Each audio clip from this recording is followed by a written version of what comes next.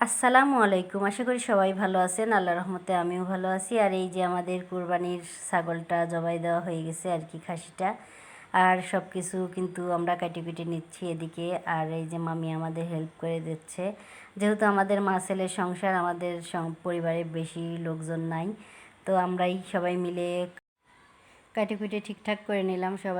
সবাই মিলেমিশেই কিন্তু আমরা কাজ করতেছি। আর এই যে মামি আর আমাদের এক ভাই আমাদের হেল্প করতেছে। তো মাংস করা হয়ে গেল, কাটাকুটি হয়ে গেল। আর সমাজের মাংসটা সমাজে দিয়ে কিন্তু আমি চলে আসলাম এখানে রান্না করতে। আমি কিন্তু মাটির চুলাতেই রান্না করতেছি। আর এখানে এই যে পেঁয়াজগুলো ব্রেস্তা করে নিলাম। আর এই আমি এখন মাংস রান্না করব, এজন্যে সব পেঁয়াজ রসুন দিয়ে দিলাম কড়াইয়ে। আর এই যে একে একে এখন মশলাগুলো দিয়ে দেব। লবণ, হলুদ, ধনে গুঁড়া, মরিচের গুঁড়া, হলদি গুঁড়া, জিরার গুঁড়া সব কিছু একসাথে দিয়ে দিচ্ছি। আমি একে একে সব কিছুই দিয়ে দিলাম। তেজপাতা, মশলা কিন্তু আমি রসুন পেঁয়াজের সাথেই দিয়ে দিছিলাম। আর এখানে হালকা একটু পানি দিয়ে আমি এখন সবগুলি মশলা কষায় নিচ্ছি। তো আদা বাটাটা আমার দিতে ভুলে গেছিলাম, তারপরে আবার আদা বাটাটা দিয়ে দিলাম।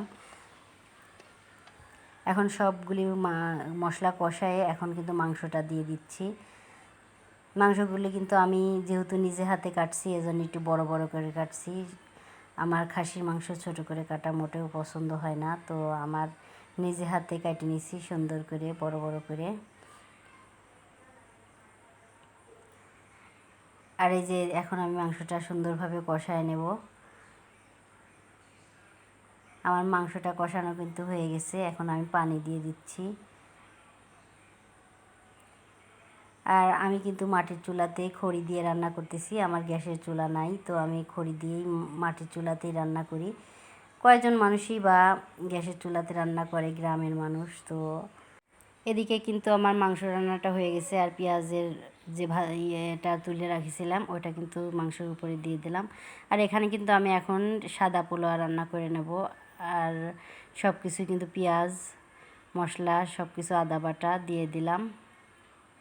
তো পেঁয়াজটা একটু ভাজা ভাজা করে তারপরে কিন্তু আমি চাউলটা দিয়ে দিচ্ছি।